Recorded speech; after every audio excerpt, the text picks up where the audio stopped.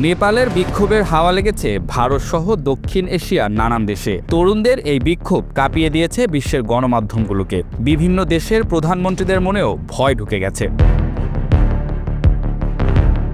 দুর্নীতিগ্রস্ত নেতারা পালানোর পথ খুঁজছেন, অপেক্ষা করছেন কখন তাদের দুর্নীতির খবর প্রকাশিত হয়ে পড়ে খবরের কাগজে। সারা বিশ্বেই লেগেছে বিক্ষোভের হাওয়া। সাধারণ মানুষ গণতান্ত্রিক উপায়ে মুক্তির পথ খুঁজছেন।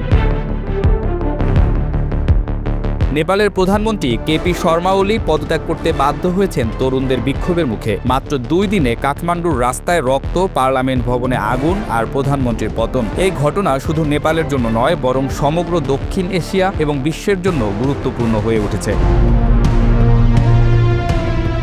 সোশ্যাল মিডিয়া নিষেধাজ্ঞার বিরুদ্ধে শুরু হওয়া প্রতিবাদ দ্রুত দুর্নীতি ও স্বজনপ্রীতি বিরোধী আন্দোলনের রূপ নেয়। প্রতিবাদকারীরা শুধু সোশ্যাল মিডিয়া প্রবেশাধিকার চায়নি, বরং রাজনৈতিক অভিজাতদের সন্তানদের বিলাসবহুল জীবনযাত্রার বিরুদ্ধেও রুখে দাঁড়িয়েছে। প্রথম দিনেই 19 জনের মৃত্যু এবং শত শত আহতের ঘটনা প্রতিবাদকে আরও তীব্র করে তোলে।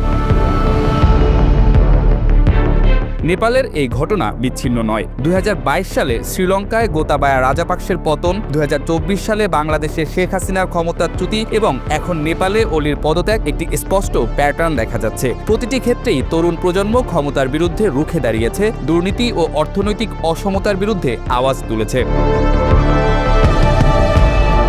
নেপালের অবস্থান চীন ও ভারতের মধ্যে হওয়ায় এই সংকট আঞ্চলিক শক্তির ভারসাম্যকে প্রভাবিত করবে। ওলি চীনের সাথে ঘনিষ্ঠ সম্পর্ক বজায় রেখেছিলেন এবং বেল্ট অ্যান্ড রোড ইনিশিয়েটিভেও অংশগ্রহণ করেছিলেন। তার পতনে বেইজিং উদ্বিগ্ন হতে পারে, যেখানে নয়াদিল্লি নতুন সুযোগ দেখতে পাচ্ছে।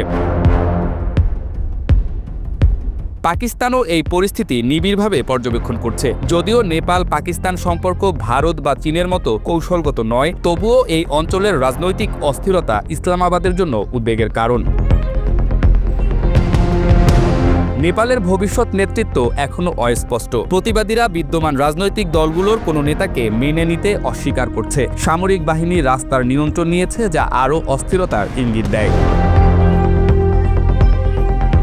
দক্ষিণ এশিয়ার এই রাজনৈতিক পরিবর্তনের ঢেউ কেবল নেপালেই সীমাবদ্ধ থাকবে না। তরুণ প্রজন্মের ক্ষোভ ও পরিবর্তনের দাবি এই অঞ্চলের অন্যান্য দেশেও প্রভাব ফেলতে পারে। নেপালের সংকট তাই শুধু একটি দেশের অভ্যন্তরীণ বিষয় নয়, বরং সমগ্র দক্ষিণ এশিয়ার রাজনৈতিক ভবিষ্যতের একটি গুরুত্বপূর্ণ নির্দেশক।